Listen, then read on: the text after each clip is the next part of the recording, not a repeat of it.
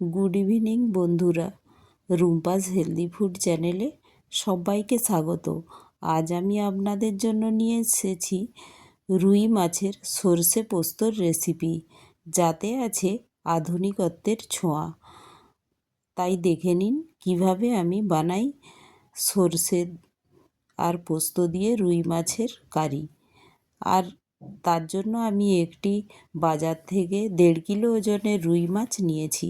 রুই মাছটা খুব ফ্রেশ, আর দেখুন কালচে রেডের মাছটা দেখতে খুব সুন্দর আর টেস্টে অপূর্ব হবে মনে হচ্ছে। তার জন্য আমি মাছটি কেটে নিয়েছি, আর কেটে এখন ধুয়ে নিয়েছি, আর এতে লবণ হলুদ দিয়ে আমি ভালো করে মেখে নেব। মেখে এটা কিছুক্ষণ রেখে দেব, যাতে ভালোভাবে লবণটা মাছের মধ্যে চলে যায়। তাই একটুক্ষণ আমি 5 মিনিটের জন্য লবণ হলুদ মাখিয়ে রেখে দিলাম। আর সর্ষে পোস্ত বানানোর জন্য নিয়েছি কুচিয়ে রাখা পেঁয়াজ, সর্ষে পোস্ত, কাজু, চারমগজ, কুচিয়ে রাখা টমাটো, ধনেপাতা, লঙ্কা। এখন চারমগজ, কাজু আর সর্ষে পোস্ত একসাথে আমি এটা ভিজিয়ে রেখে দিলাম।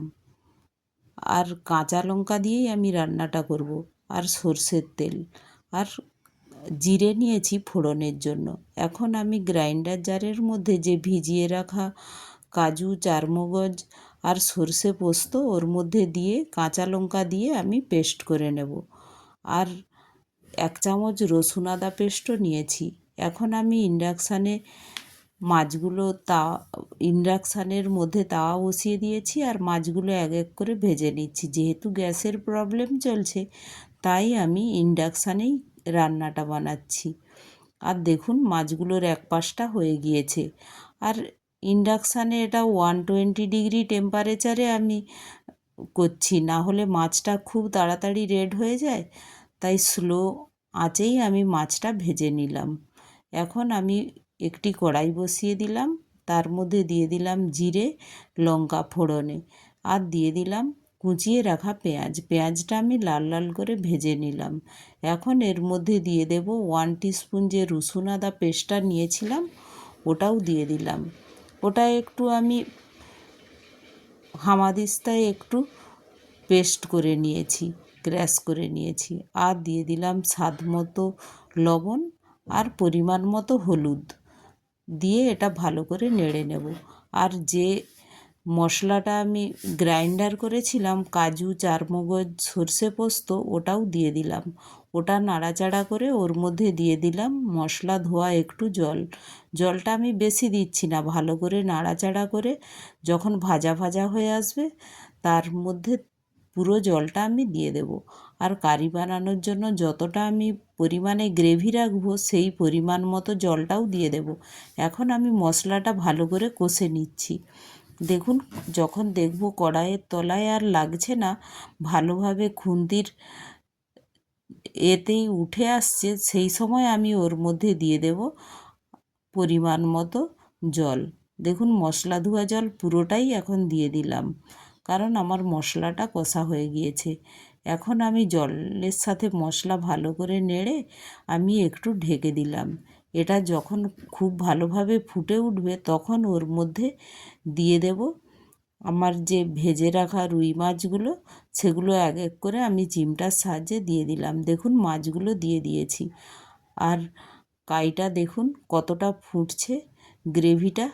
তো এখন প্রায় দেখুন মাছগুলো গ্রেভির সাথে প্রায় কুক হয়ে এসেছে। আর একটু আমি কুক হতে দেব, কারণ এটা 2 মিনিটের মতো কুক হতে দিচ্ছি। আর 2 মিনিট আমি এটা কুক হতে দেব ঢেকে। আর যেহেতু কাজু আর চারমগজ আছে, তাই আমি একটুক্ষণ ছাড়া ছাড়াই এটা আমি নেড়ে দিচ্ছি, না হলে নিচে বসে যাওয়ার টেন্ডেন্সি থাকে। দেখুন হালকা হালকা তেল ভেসে উঠেছে। এই সময় আমি এর মধ্যে দিয়ে দেব ধনেপাতা কুচি, দিয়ে আমি নাড়াচাড়া করে আর একটু ঢেকে দেব। আর আমি টমেটোটা দিলাম না। আপনারা অবশ্যই টমেটো যারা খেতে চান, তারা ওই মশলা যখন কষবেন তখনই টমেটোটা দিয়ে দেবেন। তো মশলার সাথে টমেটোটা কষা হয়ে যাবে। এখন দেখুন মাছগুলো কুক হয়ে গিয়েছে। 2 মিনিট আমি ধনেপাতা দিয়ে কুক করেছি। এখন আমি গ্যাসটা বন্ধ করে দেব ঢেকে। দেখুন আমার রান্নাটা হয়ে গিয়েছে। একটুক্ষণ রেখে দিয়েছিলাম। কালারটা দেখুন, কাঁচা লঙ্কা দিয়ে রান্না করেছি, তবু কত সুন্দর কালারটা এসেছে, আর খেতে অপূর্ব লাগে গরম ভাতের সাথে। অবশ্যই এভাবে একবার রুই মাছের সর্ষে পোস্ত বানাবেন। আর আমার রেসিপিগুলো ভালো লাগে একটি লাইক, শেয়ার ও সাবস্ক্রাইবও